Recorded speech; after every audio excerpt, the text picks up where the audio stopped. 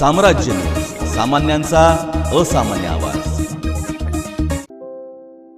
शासनाच्या विविध योजना, उपक्रम, शासकीय निर्णय आदी माहिती लोकांपर्यंत जलद गतीने आणि प्रभावीरित्या पोहोचण्यासाठी शासनाचे डिजिटल माध्यम धोरण लवकरच तयार करण्यात येईल. यासाठी यापुढील काळात कृत्रिम बुद्धिमत्ता या तंत्रज्ञानाचा वापर करण्यात येईल. विविध नवमाध्यमांचा प्रभावी वापर करून शासकीय योजनांची माहिती जनतेपर्यंत पोहोचवण्यात येईल, असे मुख्यमंत्री देवेंद्र फडणवीस यांनी सांगितले. राज्य शासनाच्या 100 दिवस आराखड्यासंदर्भात मुख्यमंत्री फडणवीस यांनी माहिती व जनसंपर्क महासंचालनालयाचा आढावा घेतला. यावेळी मुख्य सचिव सुजाता सौनिक, माहिती व जनसंपर्कचे प्रधान सचिव तथा महासंचालक ब्रिजेश सिंह आदी उपस्थित होते. प्रधान सचिव तथा महासंचालक सिंह यांनी सादरीकरणाद्वारे माहिती आणि जनसंपर्क महासंचालनालयाच्या 100 दिवसांच्या आराखड्याचे सादरीकरण केले. माहिती व जनसंपर्क महासंचालनालयाच्या कामकाजात यापुढे कृत्रिम बुद्धिमत्तेचा वापर करण्यावर भर द्यावा, असे मुख्यमंत्री देवेंद्र फडणवीस यांनी सांगितले.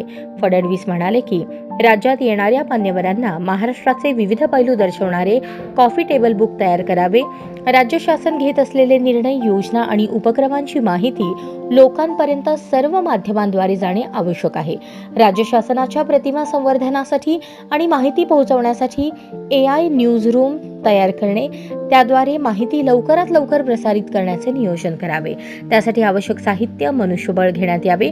पत्रकारांसाठी असलेल्या आरोग्यविषयक तसेच इतर विविध कल्याणकारी योजनांना गती देण्यात यावी. पत्रकार पुरस्कारांचे लवकर वितरण करण्याचे नियोजन करावे, असेही निर्देश मुख्यमंत्र्यांनी दिले. शासकीय योजना, उपक्रम यांची संपूर्ण माहिती एकाच ठिकाणी उपलब्ध होण्यासाठी राज्यस्तरावर संशोधन आणि संदर्भ कक्ष स्थापन करण्यात यावेत. तसेच वर्तमानपत्रे, इलेक्ट्रॉनिक माध्यमांबरोबरच डिजिटल माध्यमांद्वारेही योजना, निर्णयांची माहिती जनतेपर्यंत पोहोचवण्यासाठी डिजिटल मीडिया धोरण लवकरात लवकर तयार करण्यात यावे, असेही मुख्यमंत्री फडणवीस यांनी सांगितले.